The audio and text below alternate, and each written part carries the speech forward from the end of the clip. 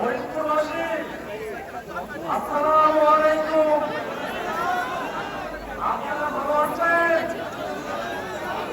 ভাইরা আমার, এই বাংলাদেশে আওয়ামী লীগ কাকশা করেছিল, বাংলাদেশের মানুষের কাকশা করেছিল। আওয়ামী লীগ বাংলাদেশের নির্মাণ করেছিল। 24-এর অভ্যুত্থানে বাংলাদেশের মানুষ বুকের কাটা রক্ত দিয়ে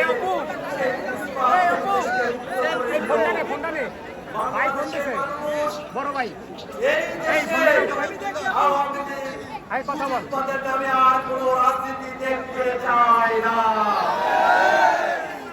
কিন্তু ওই ভারতের সীমানা আওয়ামী তার এবং দোসররা 24 সালে বাংলাদেশে আওয়ামী লীগকে ফিরে নিয়ে আসার স্বপ্ন দেখে।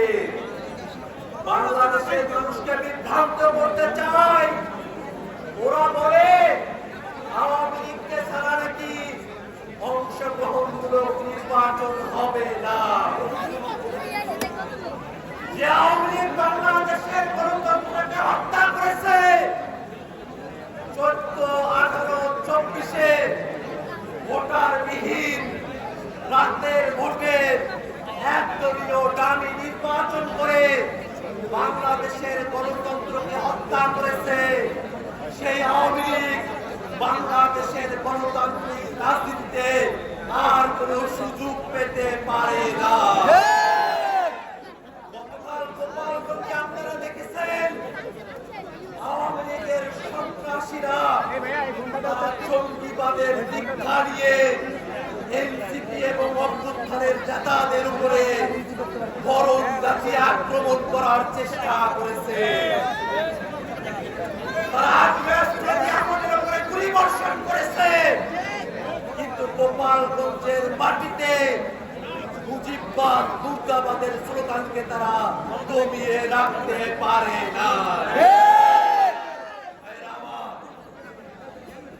এই বাংলাদেশে আওয়ামী লীগ যে খুন নির্যাতন করেছে, সারা দেশের আওয়ামী লীগের নেতারা মানুষের উপরে যে অবর্ণনীয় অত্যাচার করেছে, 1 বছর পেরিয়ে গেছে, অন্তর্বর্তীকালীন সরকার এখনো তাদেরকে যথোপযুক্ত শাস্তির আওতায় নিয়ে আসতে পারে নাই।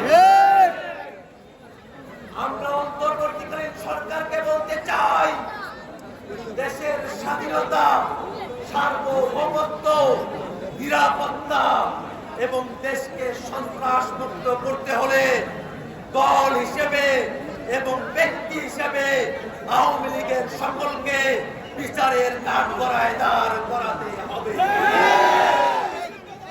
আর সুশীলতার মোড়কে যারা বাংলাদেশে আওয়ামী লীগ আর মুজিববাদকে ফিরিয়ে নিয়ে আসতে চান, আমরা তাদেরকে হুঁশিয়ার করে দিতে চাই। বাংলাদেশের মানুষ সুশীলতার মোড়কেও আওয়ামী